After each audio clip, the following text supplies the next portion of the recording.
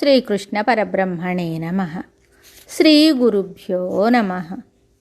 శ్రీమద్భాగవత సంగ్రహము, అష్టమ స్కందము, గజేంద్ర మోక్షము. భయకంపితుడై రక్షించు రక్షించు అని ఏడుస్తూ మొరపెట్టుకుంటున్న గజేంద్రుని ఆర్తనాదం విని ఆ ప్రభువు అతనిని రక్షించాలనే ఉత్సాహంతో సిద్ధపడ్డాడు. ఆయన యొక్క ఆతృత, తొందరపాటు ఎలా ఉన్నాయంటే, సిరికిం చెప్పడు శంఖ చక్రయుగముం జేదోయి సంధింపడే పరివారంబును జీరడ భ్రగపతిం వన్నింపడా కర్ణికాంతరధమ్మిల్లము జక్కనొత్తడు వివాద ప్రోత్థిత శ్రీకుచోపరిచలాంచలమైన వీడడు గజప్రాణావనోత్సాహి అయి. గజరాజు ప్రాణాలను కాపాడాలనే ఉత్సాహంతో ఉరకలు వేస్తున్న శ్రీహరి లక్ష్మీదేవికైనా చెప్పడు, శంఖచక్రాలను చేత ధరించడు, అనుచరులనెవ్వరినీ పిలవడు, పక్షిరాజైన గరుడుని సిద్ధపడుమని చెప్పడు, చెవుల వరకు జాలువారిన జుట్టునైనా సవరించుకొనడు. అంతేకాదు, ఆ ప్రభువు గజేంద్రుని రక్షించుటకై వెళ్ళిపోతున్నప్పుడు అప్పటి వరకు ప్రణయలీలలో తాను తన చేతితో పట్టుకొని ఉన్న లక్ష్మీదేవి యొక్క పైట చెంగును కూడా వదిలిపెట్టడు. అలాగే లేచి ఆకాశ మార్గాన వడివడిగా వెళ్ళిపోతున్నాడు.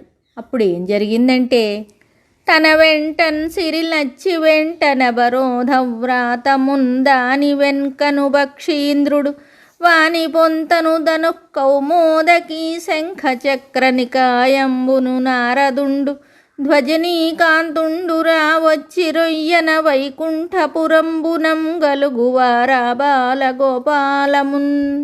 విష్ణువు వెంట లక్ష్మీదేవి, ఆమె వెంట అంతఃపుర స్త్రీజనము, వారి వెంట గరుడు, అతని ప్రక్కనే ధనుస్సు, గద, శంఖచక్ర పరికరాలు, నారదుడు, ధ్వజనీకాంతుడు బయలుదేరగా వారి వెంట రయ్యుమని వైకుంఠంలోనున్న ఆ బాలగోపాలమంతా వెంట పరిగెత్తారు. గోవిందుని వ్రేళ్ల మధ్యను చిక్కుకున్న తన పైట చెంగును రక్షించుకుంటూ ఆయన వెనువెంటే పరుగెత్తుతున్న శ్రీదేవి ఇలా తలపోస్తున్నది.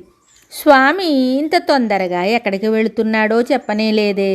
ఎవరైనా అనాథ స్త్రీజనుల ఆర్తనాదాలు విన్నాడేమో, దుర్మార్గులైన దొంగలు వేదాలను దొంగిలించారేమో, రాక్షసుల మూకలు దేవతల నగరంపై దండెత్తారేమో, విష్ణువేడి చూపండి అని దుష్టులు భక్తులను ధిక్కరించి హింసిస్తున్నారేమో అని తనలోనే ఆలోచించుకుంటూ ఆ ఇందిరాదేవి వడివడిగా అడుగులు వేసుకుంటూ హరి వెంట నడుస్తూ ఉండగా, రాక్షసుల జీవితాలను నశింపజేసేవాడు, కరుణాసాగరుడు, యోగీంద్రుల హృదయ విహారి, సహనశీలి, భక్తజనుల హృదయాలను ఉత్కృష్టపరిచేవాడు, నవయవనవతి అయిన ఇందిరాదేవి పరిచర్య చేయువాడు, జయశీలుడు, తేజోమయుడు అయిన విష్ణుమూర్తి ఆకాశ వీధుల్లో వస్తూ ఉండగా దేవతలు చూశారు.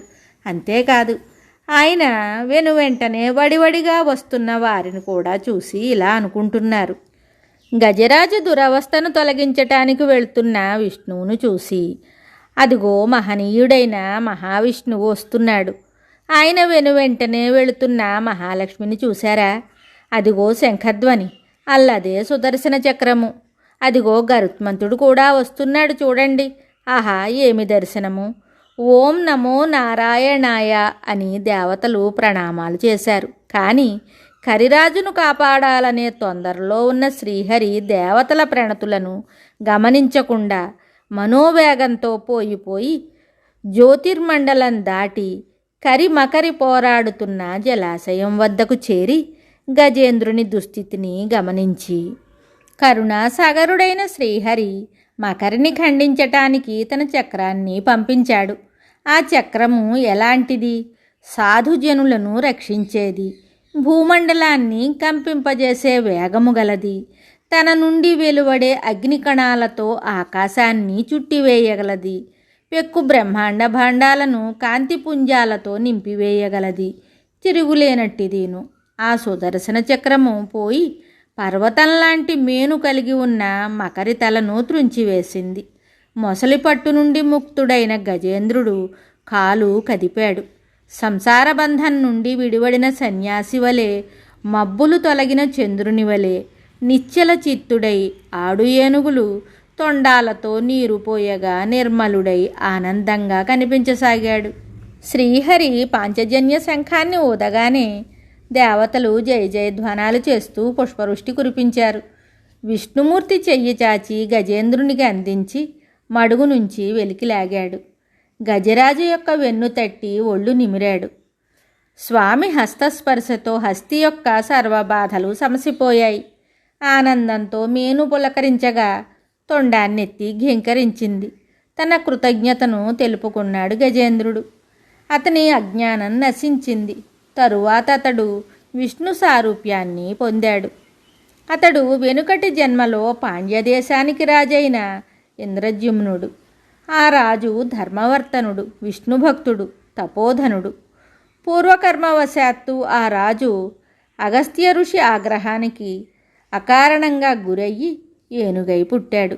అయినా పూర్వపుణ్యము చేత భగవద్భక్తిని కోల్పోకుండా క్లిష్ట పరిస్థితిలో భగవంతుని ప్రార్థించాలనే జ్ఞానం కలిగింది.